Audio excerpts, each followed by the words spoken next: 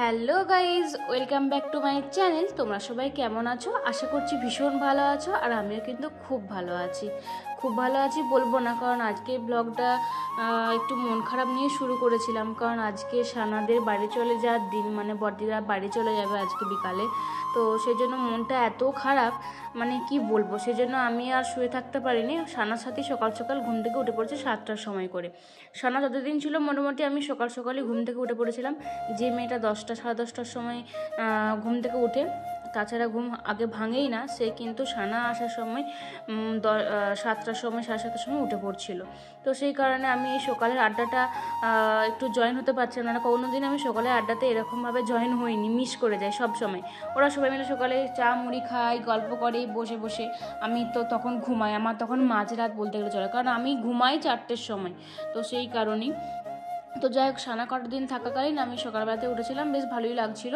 কিন্তু আমার আবার সকালবেলা খুব তাড়াতাড়ি উঠলে মাথা ঘুরে যায়, আর চা খেলে তো আরোই বমি টমি পাই, এরকম ব্যাপার জানো। মানে আমার যেটা অভ্যেস নেই আর কি, তো ওটা আমার একদম ভালো লাগে না। তো সানা চলে যাওয়ার পর থেকে কিন্তু আমার আবার এক রুটিন হয়ে গেছে। তো যাই হোক, এটা ছিল মহালয়ার আগের দিনকের ব্লগ। তো সেই জন্য সকাল সকাল আমি সব কিছু দেখিয়ে দিলাম। তারপরে সানাও খেয়ে নিল। তারপরে একটু মাকে দেখালাম যে মা কি রান্না করছে। দেখলাম মা সব তরকারি কাটছে। আজকে কলা ফুলের মোচার তরকারি হবে আর কি, যেটাকে বলে হেন তেন হবে, যাই হোক বলছি। আর এখন দেখো আমি স্নান টান করে চলে এসেছি দিদির মেজদির বিয়ের ক্যাসেট দেখতে। তো দিদির চিপটা দিয়ে দিয়েছি, চিপটা দেয়নি, মানে ফোনেতে দাদা পাঠিয়েছিল দেখার জন্য যে ঠিকঠাক সব কিছু আছে নাকি একবার চেক করে নিতে। তো সেই কারণে আমার সবাই মিলে একটু বসে দেখছিলাম আর কি।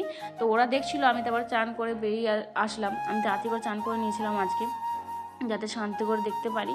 কারণ এই চান জিনিসটা এত বাজে লাগে না করতে, মানে একদম করতে যেতে ইচ্ছে করে না।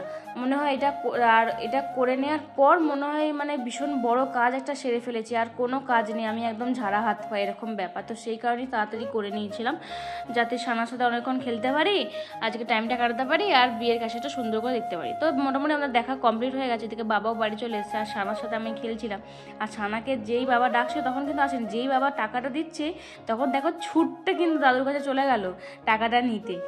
তো কিসের টাকা বলো তো?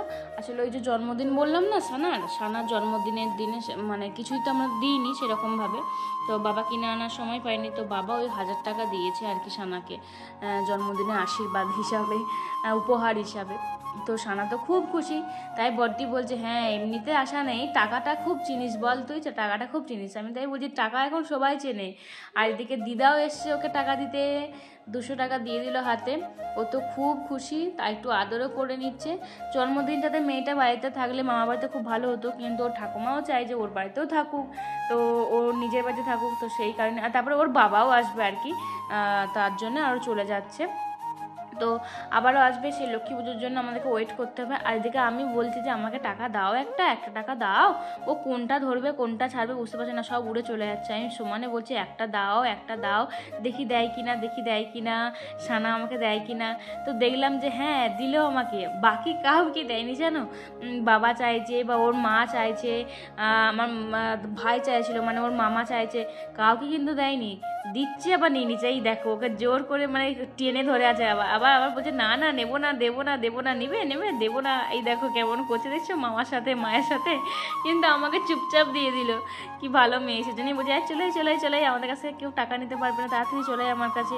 তো এই নিয়ে একটু মজা হচ্ছিল। তো তারপরে দিদি টাকা নিয়ে নিল, কারণ সবাই কি বাচ্চাদেরকে টাকা দেওয়া মানেই তার মায়েদের লাভ আর কি। তো যাই হোক, তারপরে দুপুরবেলা হয়ে গেল, আর ভাত খেতেও বসে পড়েছি। আজকে তো মেনুটা বলাই হয়নি, তখন আমি হোগনাম বলে দিলাম। মাছের ঝাল, মাছের ঝোল, ওল ভাতে, আলু ভাতে, তারপরে সোয়াবিনের তরকারি আর মোচার তরকারি। কারণ বড়দিদি নিরামিষ করছিল মহালয়ার আগের দিনকে, কারণ মহালয়ার দিনে দাদা মানে জামাইবাবু তর্পণ করবে মনে হয়, সেই কারণেই করছিল, সেজন্য মা ওকে নিরামিষ করে দিয়েছিল। তো তারপরে এদিকে সানাকে তো খাবার সময় এই ওয়ার্কারটাতে চাপিয়ে দেওয়া হয়, যাতে ও আমাদেরকে ডিস্টার্ব করতে না পারে, নাহলে তো ও একবারও নিস্তার নেই। মানে এত ছটপটে কি বলবো, সব সময় ছুটে বেড়াচ্ছে সব সময়। এদিকে আমার কোলকে আশেপাশে অস্থির হয়ে যাচ্ছে যে আমি ওয়াকার থাকবো না, আমাকে কোলে করে নাও, এরকম ব্যাপার। তো আমরা বলছি যে না না, তো সেদিন তারপরে খেতে বসে পড়েছিলাম। আর আমাদের খাবার সময় ও একটু করে ওকে চাই, ভাত মাছ যাই খায় না কেন ওকে একটু একটু চাই। তো তারপরে দেখো বিকেলবেলা হয়ে যেতেই ঘুম থেকে উঠে আমরা রেডি হয়ে গেছি, বড়দির সাথে আমরাও রেডি হয়ে গেছি। কারণ কি যে একটু টেলার যাব, সেই কারণেই জামাগুলোর ফিটিংসগুলো একটু গোলমাল হয়েছে, তো সেই কারণেই ভাবছি একবারে যাব, যে বসে করে নিয়ে একবারে বাড়ি চলে আসবো। আর আমি এখানে আমি যেখানে করাই সেটা হচ্ছে যে আমাদের বাড়ির একটুখানি কাছে, শিব মন্দিরের কাছে একটু গেলেই ওখানে দিয়ে করাই আর কি। তো সেই জন্য এইটা আমার দিদির সাথে যাচ্ছিলাম বলে অতটা মন খারাপ হচ্ছিল না সানা যে আর একটুখানি আমাদের সাথে থাকবে, টোটো করে যাব। তো বড়দিদি এই প্রথমবার, মানে এই প্রথমবার বিয়ের পর থেকে না কেঁদে শ্বশুর বাড়ি গেল, নাহলে প্রত্যেকবার অঝরে কাঁদে জানো। আর ওর কান্না দেখে আমাদেরও কান্না পেয়ে যায়। এমনি সানার জন্য এখন সত্যিই কান্না পেয়ে যায়, আমি তো আজকেও কেঁদে ফেলেছিলাম। তো এই প্রথমবার বড়দি না কেঁদেও শ্বশুর বাড়ি গেল, কারণ সাথে আমরা যাচ্ছি বলে, শুধুমাত্র কিছুক্ষণের জন্য আমরা থাকছি বলে টোটোতে, সেজন্য ও না কেঁদে শান্তি মতো যেতে পারলো আর কি। কিন্তু বিশ্বাস করো যখন ওখান থেকে নেমে মানে চলে গেল, মানে এত কষ্ট হচ্ছিল কি বলবো, সানা কোলে চাপার জন্য কি কান্না করছিল। যাই হোক কিছু তো করার নেই, দিদা এদিকে মানে মা এদিকে আমাকে আমার কোলে দিয়ে দিল। তো চলো এরপরে আমরা যাই, কি আর করবো, কিছু তো করার নেই। বাবার সাথে দেখাটা হলো না, তো বড়দি ওটাই বলছিল যে বাবার সাথে দেখাটা হলে খুব ভালো হতো, কিন্তু দেখা হলো না, কি আর করা যাবে।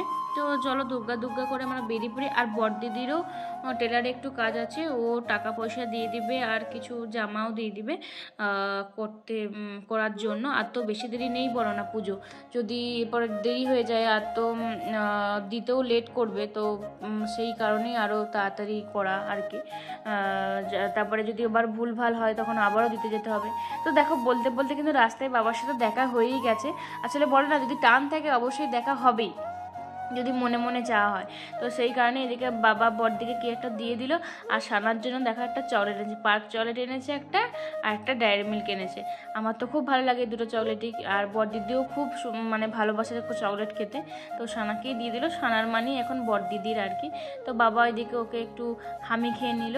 তো চলো আবারও চলে যেতে হবে, ভালো লাগছে না, মনটা এত খারাপ লাগছে, মানে ভাবছি যে শুধু এটার পরে বাড়িটা ঢুকবো কী করে, মানে ওখান থেকে ফিরে বাড়িটা কী করে ঢুকবো। কারণ এই কটা দিন, দুটো দিন মানে কি বলবো, একদম মাতিয়ে রেখেছিল চারিদিকটা, বাড়িটা পুরো একদম জমজমাট করে রেখেছিল। ঘুম থেকে উঠছি, বসছি, খাচ্ছি, শুধুই মনে হচ্ছে সানা আছে, কোনো চিন্তা নেই, কোনো দুঃখ নেই, সবসময় আনন্দ, এরকম ব্যাপার। তো দেখো ফাইনালি আমরা কিন্তু টেলারে চলে আসলাম, আর কাজও দিদির হয়ে গেছে বলে এরপর দিদিও বাড়ি চলে যাচ্ছে। তো এত মনটা খারাপ লাগছে কি বলবো না, মানে দেখো সানা দেখো আমাদের দিকে তাকিয়ে একভাবে করছিল, সেই জন্য আবারও ওর কাজটাতে গেলাম টাটা করতে, একটু হামি খেতে। মানে কি বলবো, কি যে কষ্ট হচ্ছিল তোমাদেরকে বলে বোঝাতে পারবো না। দেখো কোলে আসার জন্য কীরকম করছে, আর মুখেতে কি শব্দও করছিল, কোলে নাও করে কান্না কাটে, এই দেখো ছটপট ছটপট করছে আসার জন্য। মানে এগুলো দেখতে এত কষ্ট লাগে না, আর ভিডিওটা দেখছি তো আরও কষ্ট লাগছে, মানে চোখ দিয়ে সত্যি জল বেরিয়ে যাচ্ছে। মানে সানাকে না বড্ড ভালোবাসি আমরা, ভীষণ ভালোবাসি, ভীষণ। আর সানাও আমাদেরকে ভীষণ ভালোবাসে, সেই কারণেই এতটা টান মনে হয় সবার সাথে আমাদের। তো যাই হোক চলো, তো চোখ দিয়ে দেখো সত্যি সত্যি জল কিন্তু বেরিয়ে গেছে, সত্যি এতটা কষ্ট লাগছিল কি বলবো। তো ফাইনালি তারপর তো বাড়ি চলে এসেছিলাম। তো সেদিনকে আর কোনো ব্লগ করিনি, এইটা হচ্ছে মহালয়ার দিনকে ভোরবেলা আমি উঠেছিলাম, দিদি মেজ দিয়ে উঠতে পারেনি, 5:15 বাজছে, আমি 5টার সময় উঠেছি, আগে ভিডিও ছেড়েছি মহালয়ার একটা, দেন উঠে আমি ফাঁক দিয়ে বাইরে দিয়ে এলাম, দেখলাম যে বাবা টিভি চালিয়েছে, তারপর মাও এইদিকে উঠে রেডিও চালিয়েছে।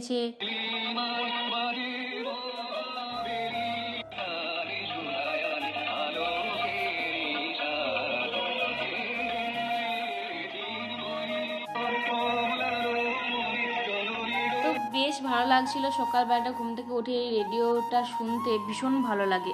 তারপরে আমি একটু টিভি দেখতেও এলাম, আর তোমার সাথে শেয়ার করতে এলাম। মহালয়া দেখছিলাম, এত জঘন্য মহালয়া, সিরিয়াসলি বলছি, আগে কি সুন্দর মহালয়া দেখতাম, উঠতাম, মানে শুয়ে শুয়ে সবাই মিলে, মানে দারুণ লাগতো। কিন্তু এখনকার মহালয়াগুলো এত জঘন্য, এত মানে লেলার নাচ গান, বিচ্ছিরি লাগে একদম। আমার তো একটুও ভালো লাগেনি, কোনো চ্যানেলেই ভালো হয়নি বাবু, সত্যি কথা বলতে কি। তো যাই হোক, তোমরা কে কে মহালয়া দেখলে অবশ্যই কমেন্ট করে জানিও, আর ভিডিওটা কেমন লাগলো সেটা অবশ্যই জানবে। যদি ভালো লাগে অবশ্যই লাইক কমেন্ট শেয়ার করতে একদম ভুলবেন না। দেখা হচ্ছে পরের ব্লগে, বাই।